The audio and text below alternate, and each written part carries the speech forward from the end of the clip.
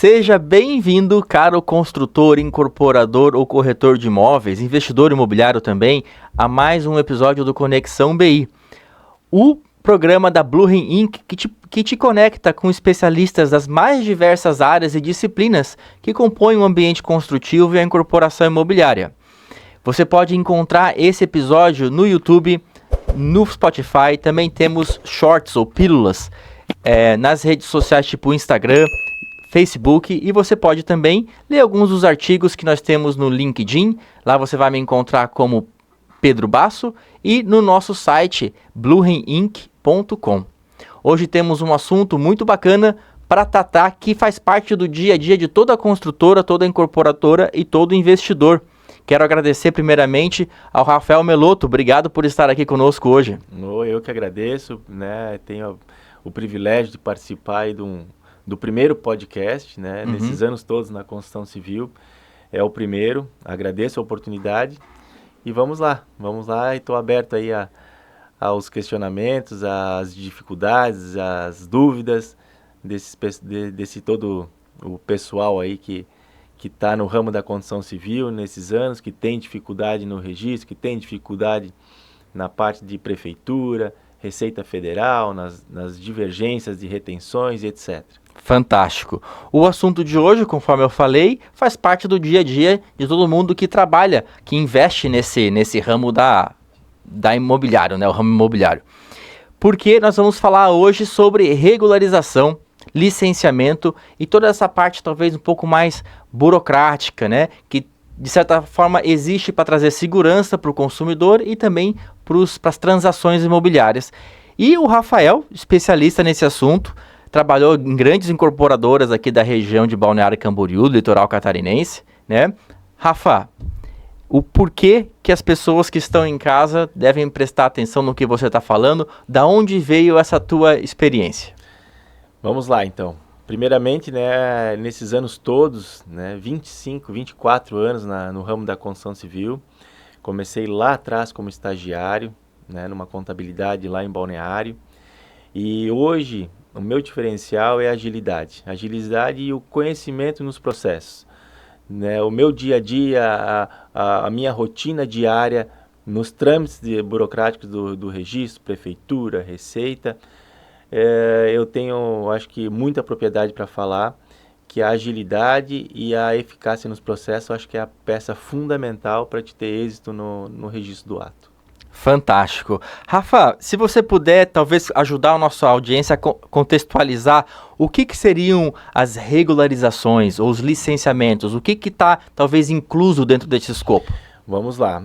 Muitas vezes hoje o cliente, as pessoas, elas perguntam o que é uma regularização de uma edificação. Hoje a edificação multifamiliar, unifamiliar, uma demolição, isso tudo está engajado na regularização de um empreendimento, de um futuro empreendimento. O que quer dizer isso?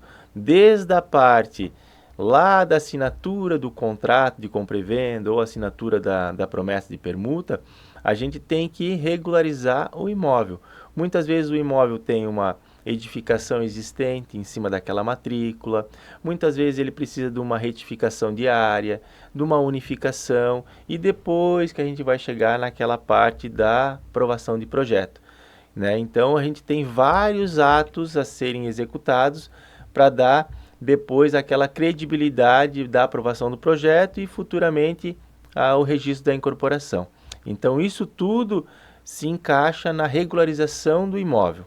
E posterior à execução do imóvel, a gente tem a parte de averbação de construção. O que quer dizer isso? Quando o imóvel está já devidamente concluído, a gente vai solicitar as etapas dos habites. Quer dizer o quê? A gente começa pelo habite sanitário, depois o habite preventivo e depois, por último, o habite do projeto arquitetônico. Sim. Isso tudo faz parte da regularização do empreendimento. Estaria próximo dizer que a regularização é uma maneira da gente, do Estado principalmente, né, do governo, validar aquilo que está na propriedade imobiliária? Isso, perfeito. Reconhecer, validar? Isso, nada mais é que o órgão competente na esfera ou municipal ou federal, ele está validando aquele empreendimento. Por quê? Porque a aprovação do projeto nada mais é que tu está aprovando um projeto arquitetônico dentro de uma viabilidade de construção, dentro de uma taxa de ocupação e dentro de um gabarito daquele zoneamento. E com isso vai sair um alvará que te permite a execução do empreendimento. Sim. E esse alvará não restringe a fiscalização e se tu tiver em desconformidade ao projeto aprovado. Tu entendesse? Então são esses detalhes que o construtor, o incorporador tem que tomar um pouco de cuidado, porque o projeto aprovado, ele está apto a executar aquele projeto. Mas se aquele projeto for executado em desconformidade ao projeto aprovado, aí tu sofre uma série de penalidades. Tu pode sofrer um embargo, depois lá na hora do habites, o projeto aprovado não vai bater com o executado. Sim. Então são esses fatores aí que a gente tem que ter bastante cuidado, principalmente o engenheiro de execução. Sim. Né, uma leitura muito boa do projeto, junto com o encarregado, o mestre de obra, para poder depois dar a legalidade para esse empreendimento. Eu acho que você usou algumas palavras aqui na sua fala, né? Uma delas foi transparência. Perfeito. E acho que essa transparência, ela é entre pessoas que compram, adquirem imóveis um dos outros, né? E legalidade, que seria esse reconhecimento, essa constatação por parte do órgão licenciador, o órgão regulamentador, o Estado de modo geral, de que aquela propriedade, aquele documento realmente reflete o que está na vida real e as transações, enfim, as manipulações daquele imóvel está refletida também de forma íntegra nos documentos, né? Perfeito, perfeito. Até porque hoje, na nossa região, como a gente tem, né, um núcleo muito grande na parte da construção civil, o nosso canteiro de obra no litoral catarinense, ele é gigantesco, e hoje, muitas vezes, o investidor, a pessoa que adquire o imóvel na compra e venda ou para investir, muitas vezes ela está preocupada com a documentação do empreendimento. Antigamente não era assim, né? Hoje, a documentação do empreendimento vai ser entregue a um departamento jurídico, esse departamento jurídico vai analisar e vai dar o aval se positivo ou negativo. Então, eu vejo e oriento o meu cliente, muitas vezes, que a peça fundamental é a regularização. O imóvel tem que estar regularizado, tem que estar incorporado. Tu entendesse? Por quê? Porque muitas vezes o projeto, ele tem algumas particularidades em determinadas regiões, né? Porque aqui a gente lida com área de marinha, a gente lida com área de APP. Então, muitas vezes as pessoas se deslumbram com um projeto que pode ser que ele não seja aprovado, que ele não esteja apto para uma regularização, não esteja apto para uma licença ambiental, e muitas vezes o cliente final, ele exige isso. Tá. Entendesse? Então, são esses pontos assim que eu vejo que são cruciais na construção civil hoje na nossa região. Sim, então talvez a parte de regulamentação seja primordialmente importante para quem vai desenvolver aquele terreno, aquele imóvel, né? Talvez se você mora numa mesma casa, fez um puxadinho há 30 anos, é menos importante, será que posso dizer isso? Regularizar? Na nossa região ainda existem muitas construções unifamiliares. Sim. Que ainda não estão regularizadas. Sim. Então, muitas vezes, cada município no seu plano diretor está desenvolvendo uma instrução normativa, algum ato no plano diretor para esse tipo de fato consolidado. O que quer dizer isso? Que o contribuinte tem essa casa há 30, 40 anos, ela não se enquadra no plano diretor vigente, mas ele tem o intuito de regularizar. Então, muitas vezes, a partir do momento que ele começa o processo de regularização, ele se depara com N situações. Por quê? Porque o passeio não vai bater, o recuo frontal não vai bater, a taxa de ocupação não vai bater. Sistema de esgoto não vai bater. Isso. Então, o município, eu vejo hoje que cada município tem que ter uma flexibilidade e uma norma para esse tipo de construção. Porque desestimula ele a regularizar, né? Ele vê que ele vai ter que gastar dinheiro com a calçada, fazer um sistema de esgoto. Projeto. E às vezes, que nem você falou, se o recuo estiver errado, ele tem que demolir a casa dele. Porque muitas vezes ele vai fazer um projeto para aprovação, que é um departamento no planejamento, e depois o outro departamento, que é a fiscalização de obra, na parte do habites, muitas vezes ele não vai conseguir o habites. Por quê? Porque essa edificação não se enquadra no plano diretor vigente. Ela se enquadrou para fins de aprovação, o papel. Mas lá em loco, ela está em desconformidade. Sim. Principalmente a parte crucial são os recuos, principalmente de frontal, da testada, e o recuo de passeio. Sim. Né? Então, isso é a parte fundamental que eu vejo que o município tem que ter um olhar um pouco diferente para essas construções, porque o contribuinte ele quer regularizar. Sim. Ele entende que ele quer ter o documento, ele quer ter essa averbação na matrícula dessa casa, né? Porque depois, muitas vezes, ele não vai conseguir. Cada ano que passa, fica mais difícil para ele regularizar. Mais difícil, né? E se ele eventualmente tiver que transferir essa propriedade para um filho, para um financiamento bancário, né? Depois uma integralização de capital, que a gente está tendo muito hoje, até porque a nossa carga tributária está muito alta. E vai aumentar mais ainda com essa reforma. Então, eu vejo meus amigos contadores estudando para o ano que vem essas mudanças na carga tributária. Então, muitas vezes, o cliente, né, a pessoa jurídica, que tem uma relação e tem um volume muito grande de imóveis, eles estão buscando essa integralização de capital. Né? Então, integralizando o capital para baixar essa carga tributária e depois, lá no futuro, quando o proprietário ou o titular da família venha a falecer, a família não tenha brigas. Sim. Né? Porque ele faz a divisão em vida. Sim, sim. Então, isso é muito legal. Eu vejo que eles estão se adaptando e eu acredito que no futuro vai ser tudo assim, entendeu? Com certeza. Acho que todos os caminhos estão indicando, né, para essa regularização, né, para essa padronização, né, de que o bem imóvel ele está documentado, ele tem um histórico e tal.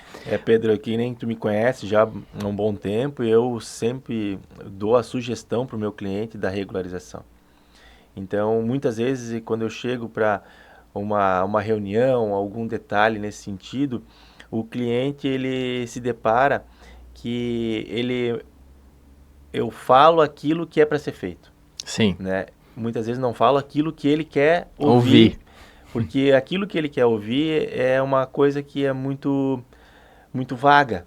Então a gente tem que fazer aquilo que é para ser feito, porque depois, lá na frente, a gente não vai ter problemas futuros. Sim. Entendeu? Então, muitas vezes pode doer agora, mas lá na frente a gente vai ter um benefício.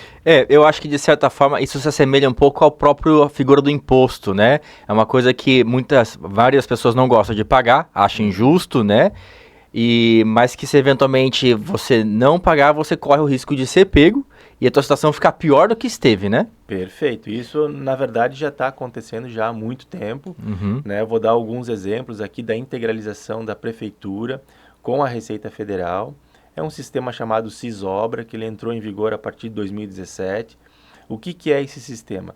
Esse sistema nada mais é que a comunicação dos projetos e habites que o município emite para a Receita Federal. Então, muitas construtoras, muitos clientes pessoa física, não sei se já se depararam com uma cartinha da Receita que se chama Aviso de Regularização de Obra. Aí o cliente se fala assim, pô, Rafa, mas como que ele me achou? Se eu não fiz nada, só aprovei um projeto. Essa informação da prefeitura com a Receita Federal. Isso quer dizer o quê? Que em 30 dias, a partir do momento da aprovação do projeto, a prefeitura ela comunica à Receita Federal de todos os alvarás que foram emitidos naquele período. Se ela não fizer essa comunicação desse lote, no próximo mês subsequente ela não consegue emitir o novo alvará para o cliente. Então é por isso que a Receita Federal sabe de todas as obras existentes hoje, né, no nosso Brasilzão. Porque antigamente, né, a pessoa física ou pessoa jurídica aprovava o projeto, construía, vou deixar passar 5 anos, entrava com um processo de decadência. Sim. E a Receita não tinha mais como cobrar esse valor do contribuinte. Hoje, a Receita existe um sistema operacional que ela não vai deixar atingir os 5 anos para período de decadência. Sim. Então, temos que tomar muito cuidado com a Receita Federal. A Receita Federal emitiu um último lote agora no mês de setembro. Então, teve vários clientes que receberam a carta para a regularização de obra. Então a gente tem que tomar um pouco de cuidado, porque os valores perante Receita Federal para fins de cessão de mão de obra, de regularização de aferição, eles são extremamente expressivos. A base de cálculo hoje ela é extremamente alta.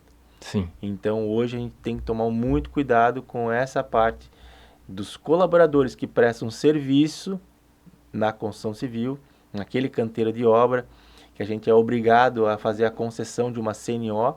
Nada mais é o que é CNO. CNO é um Certificado Nacional de Obra, que ele é obrigatório para todas as obras de construção civil. Tu entendesse? Sim. Então são esses detalhes que a gente tem que tomar um pouco de cuidado para depois não ser surpreendido lá no final. Acho que você comentou uma coisa aqui que vale a pena frisar. A Receita, de certa forma, sempre teve acesso, né? Faz anos que ela tem acesso, só que por muito tempo ela não teve mão para conseguir fiscalizar ou adentrar em cada um desses casos. Agora, com esses sistemas digitais e a digitalização dessa informação, não precisa de mais um funcionário, né? Vai lá um robozinho, lá uma IA, e vê todo mundo, vê centenas de milhares de casos em todo o Brasil num dia. Porque eu te falo de muita propriedade, Pedro, porque antigamente o que a gente tinha? A gente tinha um outro processo de regularização, chamava DISO, Declaração de Informação sobre Obra. E antigamente a gente tinha plantão fiscal de obra, existia auditores que ficavam controlando isso. Hoje não. Hoje, quando a nomenclatura mudou para o novo Cero, né, que todo mundo achava, isso não vai mudar, a Receita implantou esse novo sistema operacional. Hoje é um programa que ele fica fazendo o cruzamento de informações. O que ele faz? Ele cruza a CNPJ do tomador, a matrícula de INSS, né, que é a CNO dessa obra, com o CNPJ do prestador de serviço.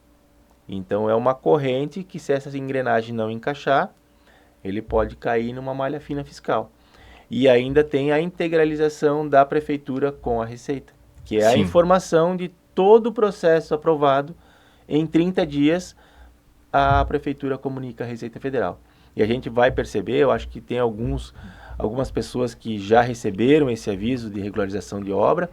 Tu vai perceber que a matrícula CNO, que ela começa com o número 60, foi a Receita Federal que abriu para o contribuinte. A matrícula CNO, que começa com o número 90 hoje, né, que ela veio numa crescente, ela foi o contribuinte que fez a concessão dessa matrícula. Então, depois que tu receber esse aviso, tu tem 3 alternativas. Ou tu faz a manifestação de prorrogação de prazo, ou tu vai fazer a manifestação referente ao estágio dessa obra, ou tu não vai ter escapatória de fazer a regularização. Né? Então, todas as cartas que a Receita está enviando para o contribuinte, ela tem um período de até 30 dias para te se manifestar.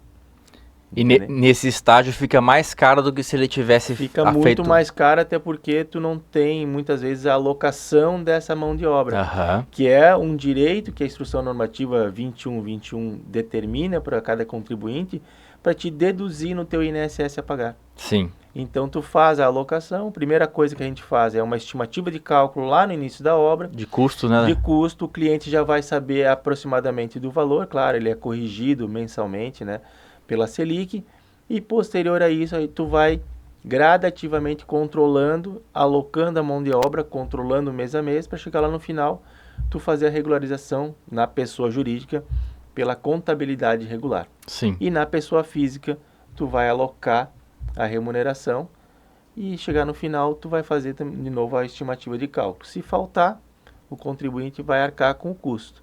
Sim. Né? Se der certo, ele vai liberar a CND e não vai ter custo nenhum. Sim. Bom, eu acho que um dos benefícios de se conduzir os negócios imobiliários, né, de maneira retificadas e tal, é justamente, talvez, não correr risco com a Receita, né, com essas taxas e impostos. Mas não é o único benefício, né? Muitas vezes, numa situação negocial, se você averbar a negociação na própria matrícula, você evita de uma revenda, diminui um pouco de risco jurídico, não é? Perfeito, né? Hoje em dia, muitas vezes, como a gente lida muito com a promessa de compra e venda, né? Sim. Né? Com o imóvel que está em construção, então a construtora ela faz a incorporação do empreendimento e ela começa a vender essa promessa futura, porque não é palpável. Sim. Né? Hoje o registro já permite que nós façamos a abertura das matrículas no ato do registro da incorporação. Sim. Então tu já fraciona as unidades e já sai uma matrícula para cada unidade. Então isso muitas vezes é uma segurança para o cliente final. Até porque hoje também a gente lida muito com o patrimônio de afetação. Sim. O que é o patrimônio de afetação? Nada mais é que a averbação desse ato perante aquela matrícula, aquela incorporação, que aquela construtora, aquela SPE, aquela nova empresa, que é o patrimônio específico, que ela não vai poder distribuir ou movimentar os recebíveis para outros centros de custo. Sim, e não só para as unidades autônomas, né, para os apartamentos que estão sendo incorporados, muitas vezes a gente negocia permuta de terreno, né? Certo. E assim, a única garantia, entre aspas, que a gente tem que os permutantes não vão renegociar outras permutas com o mesmo imóvel... É o ato do registro. É o ato do registro, né? Se a pessoa não for a registro, não averbar, vamos dizer assim, fica um acordo de bigode, por assim dizer. Fica mais vulnerável. Né? Até porque hoje a exigência do cliente, né, do terrenista, que a gente chama, né, do proprietário do terreno, ele quer uma segurança. Por quê? Porque a gente vê N situações no nosso mercado, né, o mercado hoje muito instável. Então, a permuta, que é a promessa futura, o proprietário da terra, ele quer uma garantia. Muitas vezes pode ser uma garantia fora do local, muitas vezes pode ser uma escritura de confissão de dívida, referente ao ato da permuta. Então, tem uma série de fatores que a gente dá a legalidade, dá a segurança para o proprietário do terreno. Sim, tem várias mecânicas, né, que são possíveis lançar a mão para garantir essa segurança jurídica. Isso mesmo. Essa parte de licenciamento, regularização, é o dia a dia de quem desenvolve imóveis, né? O que você aconselha, assim, para quem busca... quais são os benefícios, né, de toda essa parte mais burocrática para quem busca investimento, para quem busca crédito? Meu entendimento, eu acho que a primeira coisa é buscar um profissional qualificado na área. O que é um profissional qualificado? Não quer dizer que é um advogado, não quer dizer que é um contador, mas uma pessoa que tenha conhecimento, né, no direito imobiliário e que tenha conhecimento nos atos jurídicos para fins de registro de incorporação. Muitas vezes as pessoas elas ficam, eu tenho um processo de compra e venda, uma escritura de compra e venda, um ato simples. Ela pega aquela escritura no tabelionato, levou no registro e se depara com um mundo de exigência, né? Então, o que eu aconselho hoje? Buscar um profissional qualificado que tenha conhecimento na área para ela não ter esse transtorno, porque muitas vezes o proprietário, a pessoa que não é da área, ela vai se deparar com algumas situações que ela vai ficar desconfortável. Ela vai ter custo de emolumentos, porque hoje se tu perder o prazo de cada guia, tu vai pagar 1/3 sobre o valor do total dos emolumentos. Então isso tudo gera custo, gera transtorno e gera morosidade. Então eu vejo que a parte crucial é tu ter um profissional de confiança para fazer esse tipo de serviço. Eu, particularmente presto muito serviço para contabilidade na área de INSS, porque a contabilidade hoje não tem um profissional específico na área, né? Porque ela abrange vários outros setores. Presto muito serviço para construtoras, para pessoa física. Então, eu tento achar a solução para o meu cliente. Porque o problema está aqui. O problema já existe. Então, o que a gente vai fazer para solucionar esse problema? Então, o problema numa incorporação, muitas vezes o corretor chega para mim, Rafa, por que a obra tal não tem incorporação? Muitas vezes não é por culpa do construtor, é por culpa do proprietário do imóvel, que não sai uma certidão negativa, que ele tem um protesto, que ele tem, sei lá, na metade do caminho veio a falecer e vai ter que fazer um formal de partilha e inventário. Então, é uma série de fatores para caracterizar que aquele empreendimento não está devidamente incorporado. Porque a incorporação, ela nos permite, é o ato que nos permite a comercialização do imóvel, que perante ao órgão competente aquele empreendimento está 100% da documentação. Mas muitas vezes ela não te garante que aquele construtor vai te entregar a obra no prazo e conforme aquele memorial descritivo que ele apresentou lá no início da assinatura do contrato. O memorial de incorporação, talvez ele não garanta que o incorporador vai te entregar, mas ele te proporciona ferramentas para que você corra atrás do prejuízo, né, com mais segurança, com mais assertividade de ganhar, do que se você, né, se a pessoa, se o comprador, comprar de alguém que não tem, né? Perfeito. Então, assim, claro que quem às vezes compra imóvel incorporado também corre algum risco, mas corre risco menor, bem menor, né? Bem menor, porque todo negócio tem um risco. Todo negócio tem um risco. E esse imóvel estando 100% regularizado, né, incorporado, a pessoa pode ir lá registrar o contrato na matrícula, se é uma garantia. Sim. Então, tem uma série de benefícios que eu sempre vou sugerir a regularização. Sim. Para ter mais credibilidade para o cliente se sentir mais seguro, até porque muitas vezes está adquirindo um imóvel que vai demorar 4 anos para ser entregue. Então ele vai adquirir em 2025, lá em 2030, muitas vezes ele vai receber essa unidade, que é uma promessa futura. Então é muito tempo, né? Então a aposta que ele está fazendo naquela construtora, naquele projeto, ela é muito, assim, convicta, né? Que ele acredita naquilo. Então, se ele acredita é porque o imóvel está 100% para ele poder fazer essa aquisição. Sim.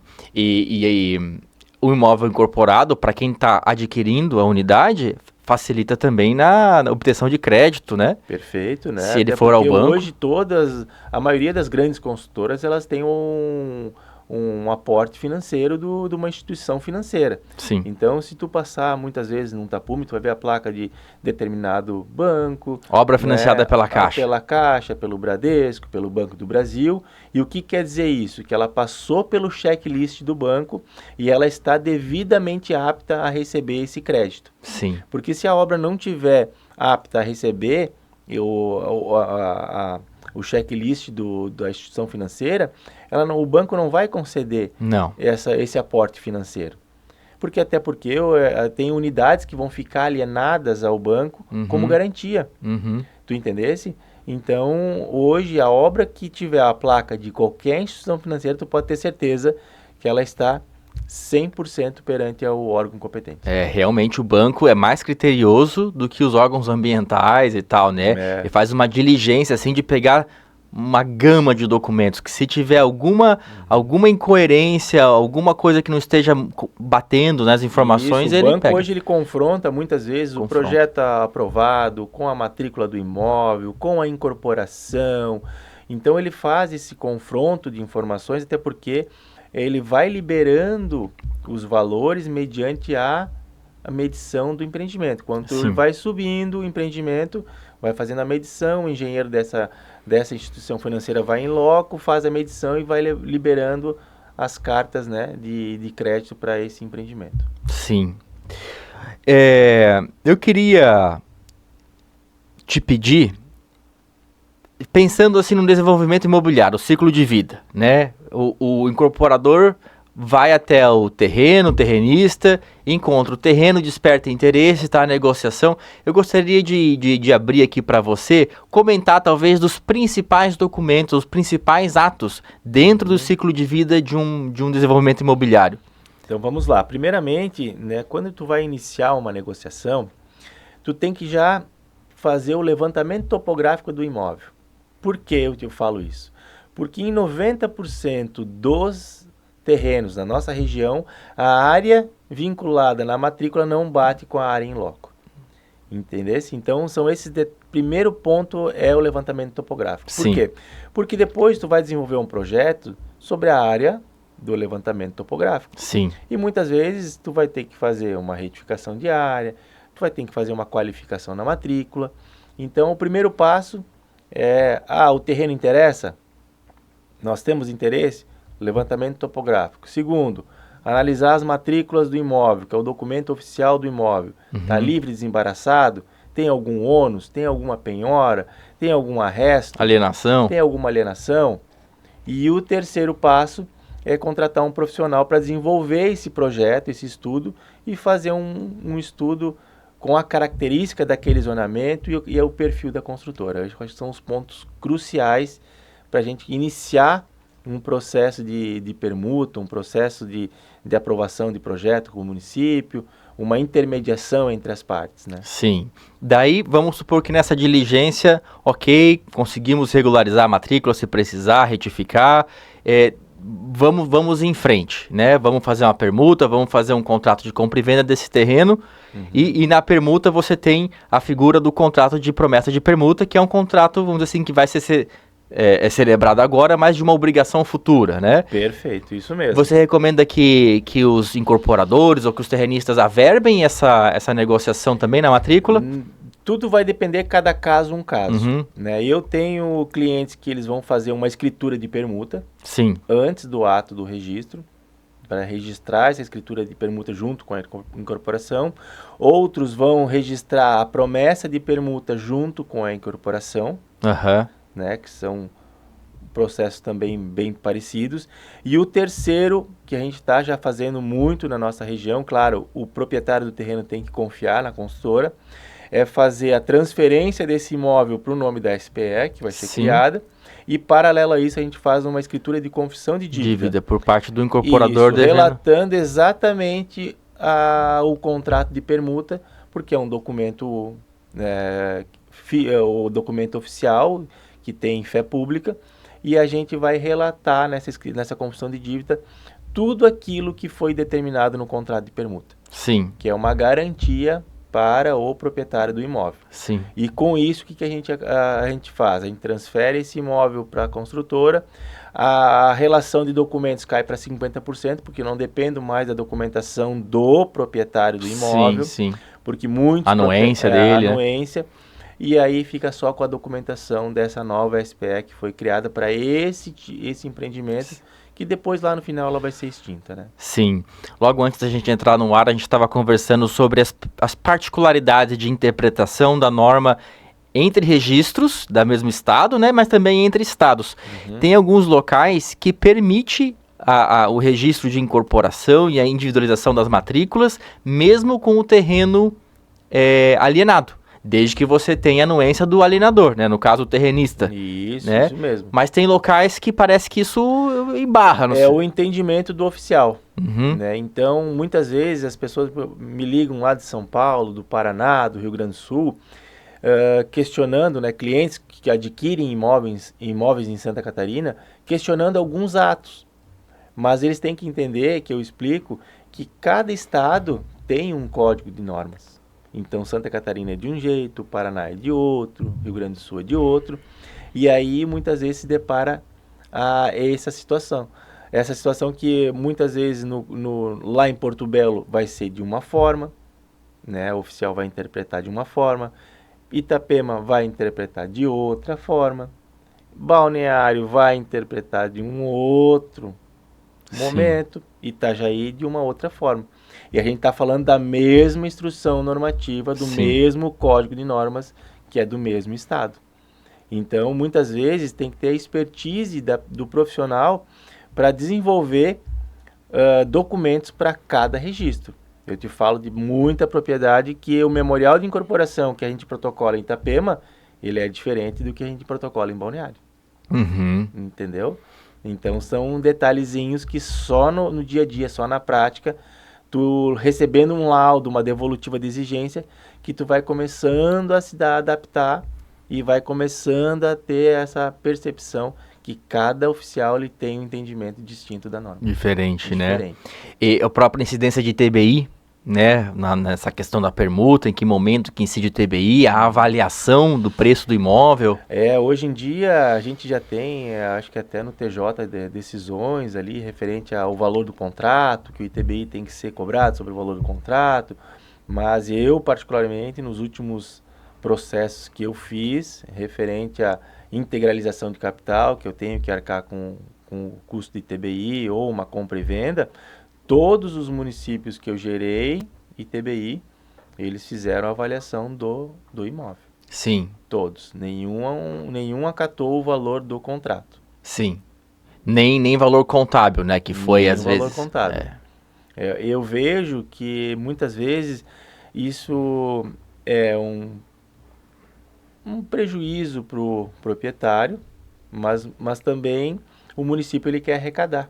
Com certeza. Porque como a gente lida numa região de investimentos, tem pessoas que adquirem um imóvel, sei lá, em 2020 e vão fazer escritura em 2025.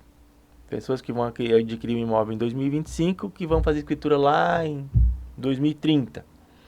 Só que o valor do contrato em 2025 é o valor da compra e venda lá em 2030 vai ser outro. Sim. Então é por isso que eu vejo que o município tomou essa iniciativa de fazer a avaliação do imóvel para fins de cobrança de TBI. Sim.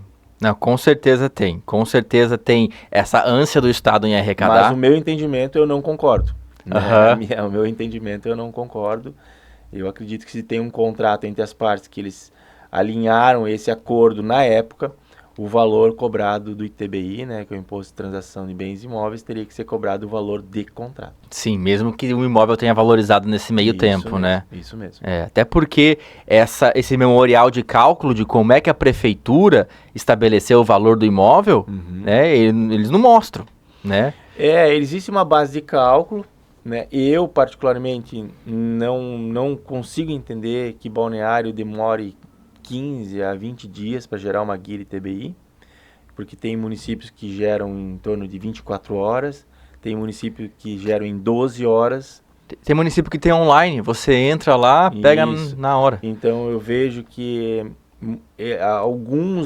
alguns artifícios, algumas melhorias, principalmente em Balneário, para fins de TBI, do ISS, tem que ser ajustadas, que acredito que a nova gestão vai ajustar, mas o imposto de TBI, ele tem que ser, eu vejo que ele tem que ser cobrado sobre o valor do acordo entre das partes, né? Do contrato de compra e venda. Sim.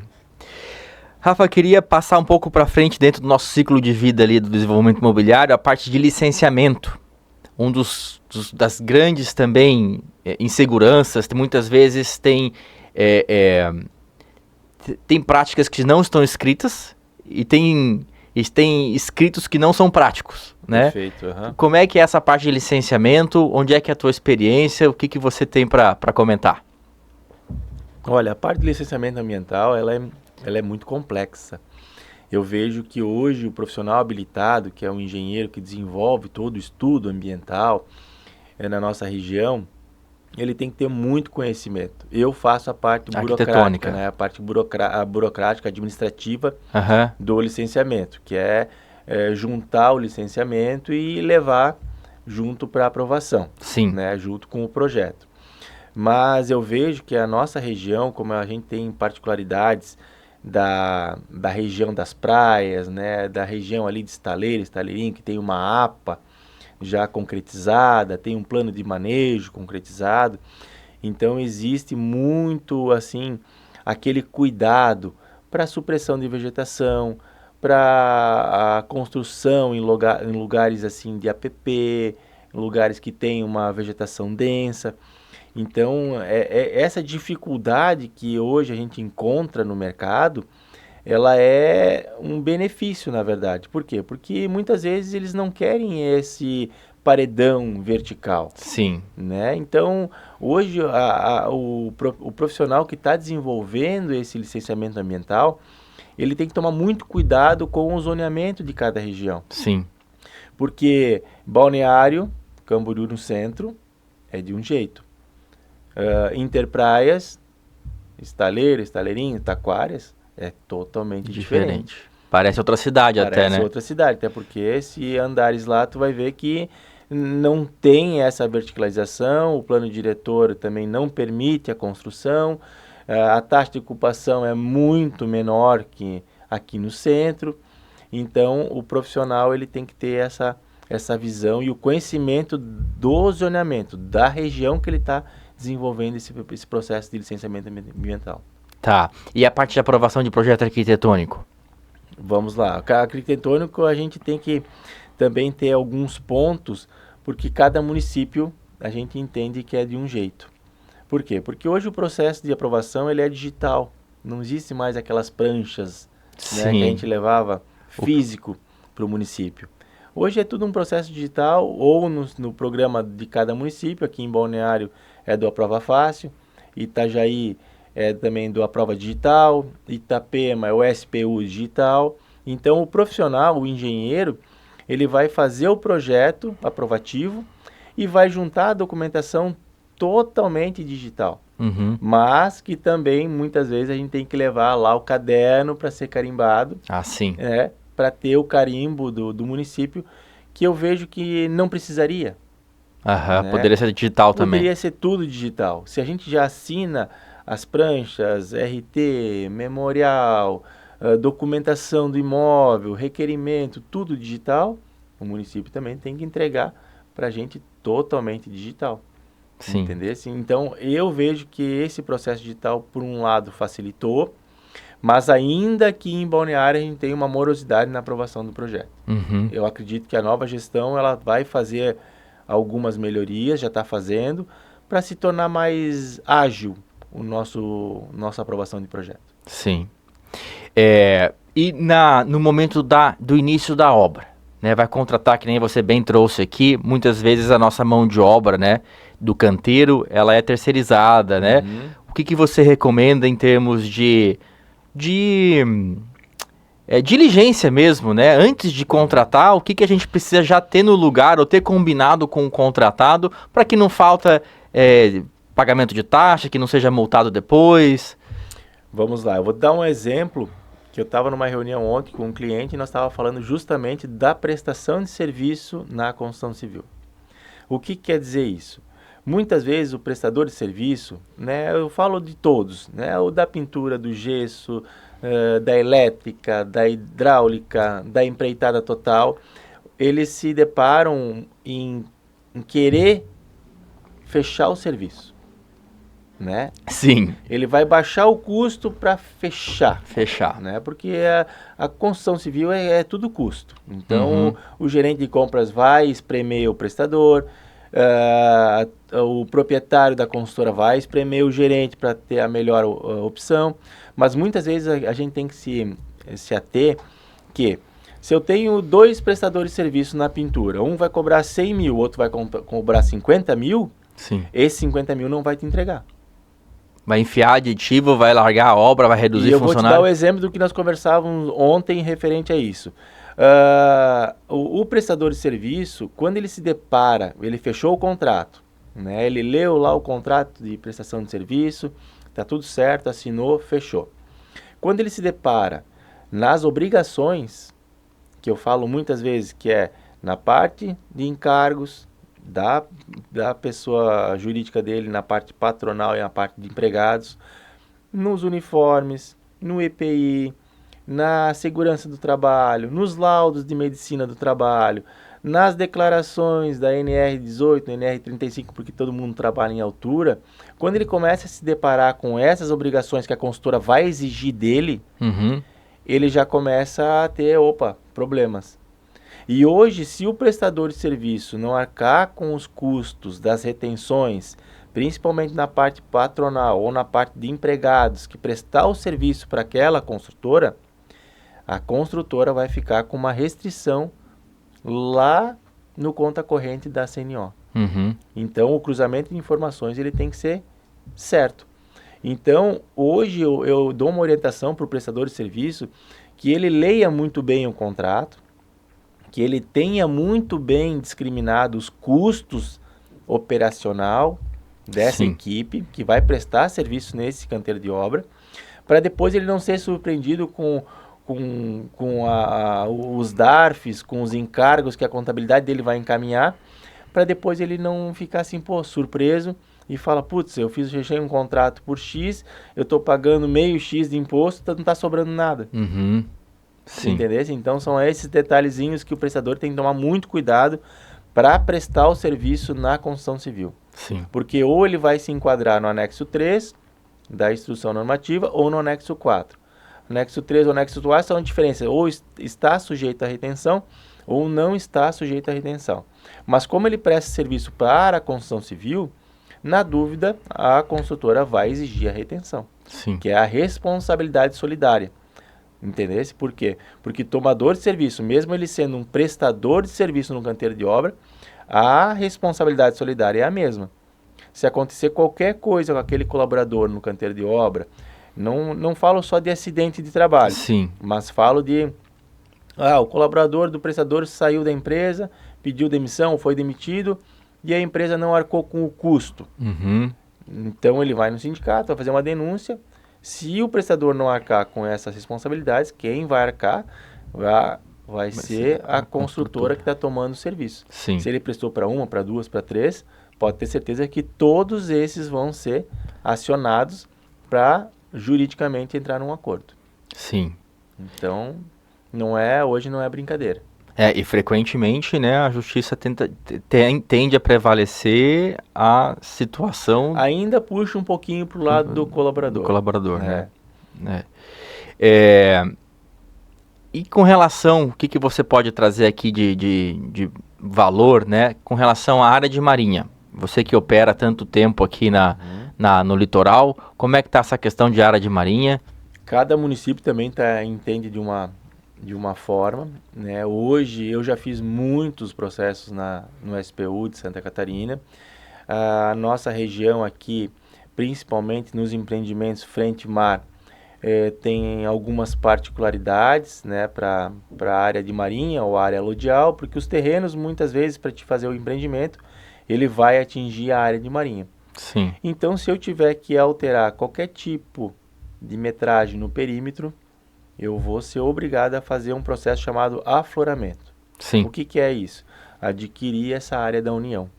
E esse processo é extremamente moroso, né, perante ao... E caro. É moroso e caro.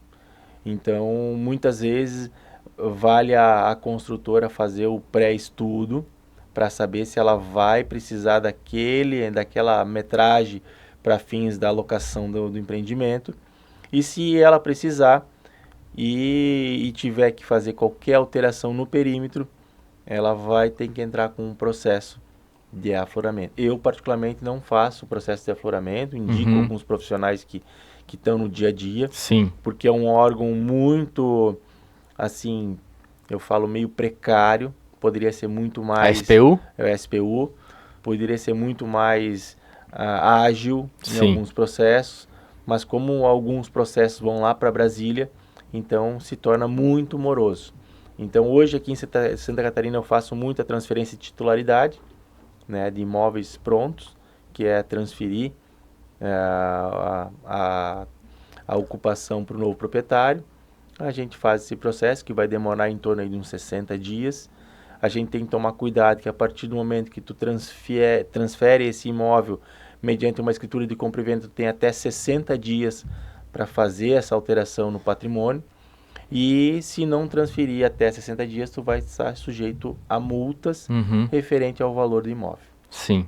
Então, os processos hoje, perante o SPU, tem que também tomar um pouco de cuidado, porque eles estão muito morosos. Muito morosos e muito caros. Se não me engano, acho que a SPU cobra 80% do valor da fração, né, do imóvel que está sobre a área de marinha. Isso, dependendo da área que está sobre a área de marinha, ela vai cobrar a porcentagem sobre a fração. Então realmente é muito caro. Voltando ali, você tinha comentado agora há pouco sobre o empreiteiro, né, aquele que vende a mão de obra, de que ele tem que ter uma boa noção dos custos, né, para acabar não ficando no prejuízo ou não tendo margem para arcar com os tributos e as DARFs que vão vir, né? Eu tive conversando com uma colega contadora recentemente e acho que o resumo do bate-papo era assim: o Estado tem exigido cada vez mais complexidade, cada vez mais burocracia do empreendedor, que aquele que vende sorvete, quanto mais tempo ele fica resolvendo DARF e recolhimento de imposto, menos ele faz o sorvete dele. né? E o que ele era bom era fazer sorvete, né? Então, transportando aqui para o nosso caso, às vezes aquele rapaz que passou 20 anos dentro do canteiro de obra, teve a oportunidade de aprender várias das habilidades de canteiro, pedreiro, marceneiro, armador e assim por diante. O negócio dele, a ciência dele é fazer a obra, né? E daí o Estado acaba exigindo que ele, além de fazer obra, ele seja uma mescla de contador, né? De que ele tenha, talvez, a tecnologia ou a eficiência de juntar esses documentos todos. E não é isso que o cara é bom, né? O cara é bom em construir parede, em executar, né? Então, para cada minuto que ele está reunindo papelada, é 1 minuto a menos que ele está fazendo a parede, que é a arte mesmo dele, né? Pedro, eu vejo que ele tem que buscar, né, um profissional qualificado para gerir e fazer a administração dessa área. Sim. Ele não pode executar com a melhor eficiência e ter que cuidar da parte administrativa. Então ele tem que buscar um contador de confiança, uma pessoa que vai fazer a gestão administrativa, que vai fazer também um pente fino no custo fixo que ele tenha com o profissional, com a empresa. Muitas vezes o empreiteiro ele é contratado para a cessão de mão de obra, mas ele fornece um material também. Sim. Então ele tem que estar com essas duas vertentes muito bem discriminadas. Sim. Né? O que é material? O que é serviço? Sim. Ele pode discriminar na mesma nota fiscal? Pode, mas ele tem que saber o que é cada ato. Entendesse? Por quê? Porque muitas vezes ele está cobrando um valor de honorário sobre o processo, só que ele não sabe do custo.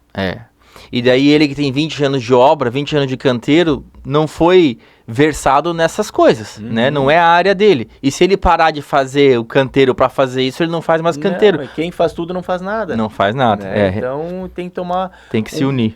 Um pouquinho de atenção, se unir para ele ser especialista na área que ele atua, seja na pintura, no gesso, na elétrica, na hidráulica, e o profissional que ele contratar faça a parte administrativa. A parte administrativa que eu faço é a gestão do negócio dele, tanto na parte dos contábil como na parte de gestão de pessoas. Sim. Né? Ter uma contabilidade que faça a parte contábil, ter o departamento que vai fazer a parte de gestão de pessoas, a folha de pagamento. Sim. Né? A gente tem muita dificuldade hoje nas contabilidades dos prestadores, que eles não estão conseguindo muitas vezes fazer a alocação daqueles colaboradores na CNO da empresa, da consultora que ele está prestando serviço. Então eu particularmente faço esse controle mês a mês. Então a gente faz o controle da aferição da cessão de mão de obra mês a mês. Sim. Por quê? Porque os valores são expressivos, as obras têm uma metragem expressiva e a gente tem que controlar, porque hoje ele pode estar com um contrato com a empresa. Amanhã, ou daqui 1 ano, daqui 2 anos, pode ser que ele não esteja mais. E como que eu vou retificar uma informação que já passou 2 anos? Será que ele existe ainda? Será que aquele CNPJ está válido? Será que ele baixou?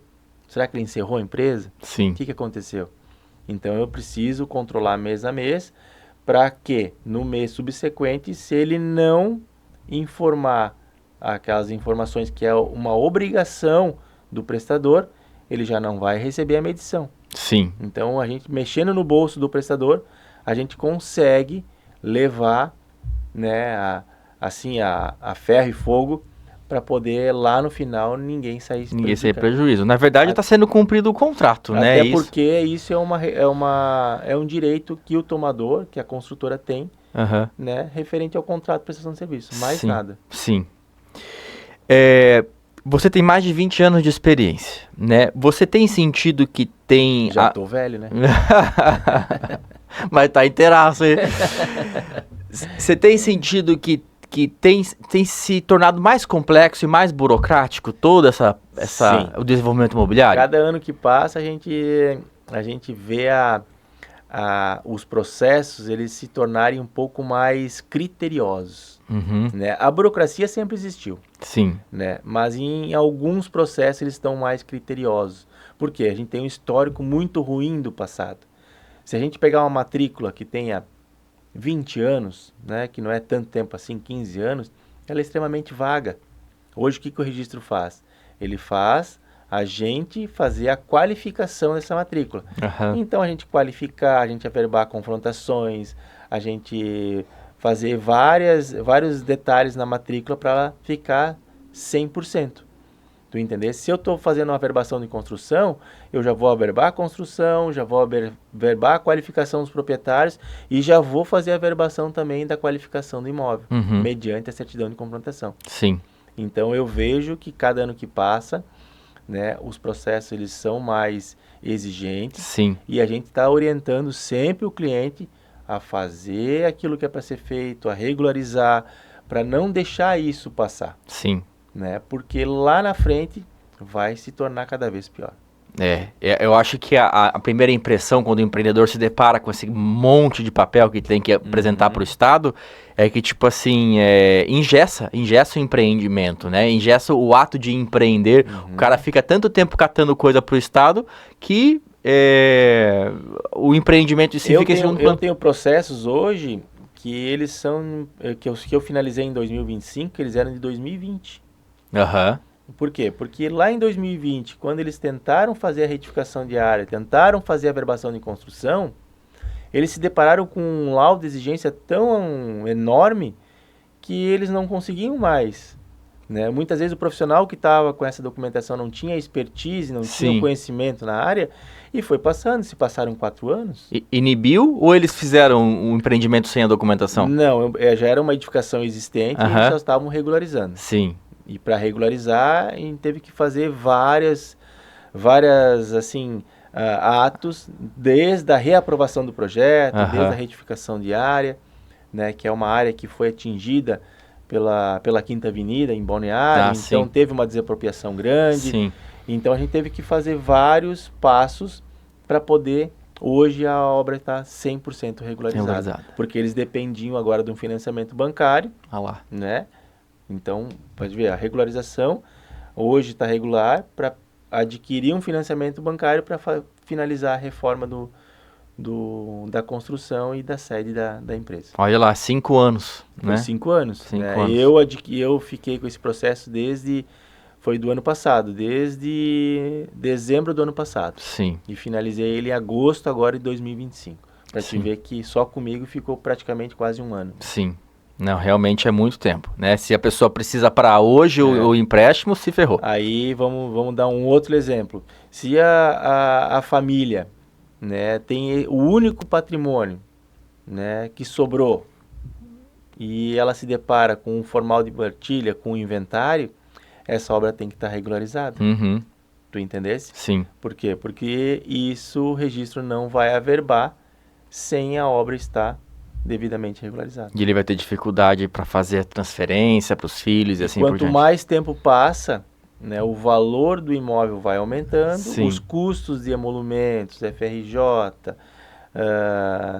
ISS vai aumentando, então isso só gera cada vez mais custo para o proprietário.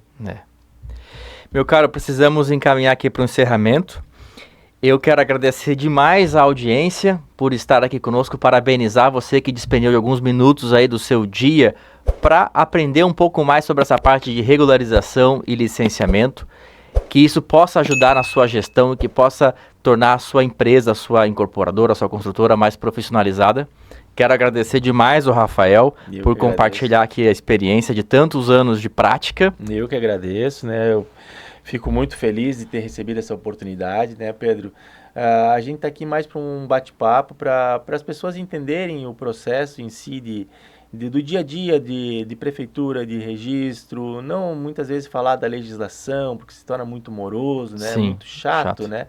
Ninguém quer ficar ouvindo, né, a parte teórica, a gente quer saber do ato em si, do dia a dia, como que se faz. Então, eu agradeço a oportunidade, né? Agradeço também se eu pude esclarecer alguns pontos, as dúvidas, os questionamentos de todo mundo e fico à disposição aí para o que der e vier. Quais canais que as pessoas que estão em casa podem te encontrar? Isso, meu telefone, né, eu tenho um contato telefone, meu WhatsApp é 47 99916-0907, no e-mail rmfobras, no plural, @hotmail.com, e fico à disposição para qualquer questionamento, qualquer dúvida. Pode mandar mensagem, pode mandar e-mail, que se eu puder ajudar, vai ser bem respondido, pode ter certeza. Eu vou aproveitar a oportunidade, se você tiver dúvidas, também deixe seu comentário, a sua dúvida aqui no YouTube, ou seja lá qual plataforma que você está vendo. Nós estamos com esse podcast sendo transmitido pelo YouTube, temos também no Spotify, e você pode nos ver em formatos de pílulas nas redes sociais do Instagram, Facebook. Temos alguns artigos lá no LinkedIn, que você pode encontrar o engenheiro Pedro Basso, e o nosso site também, bluerainc.com. Obrigado pela sua audiência e até o próximo episódio do Conexão BI.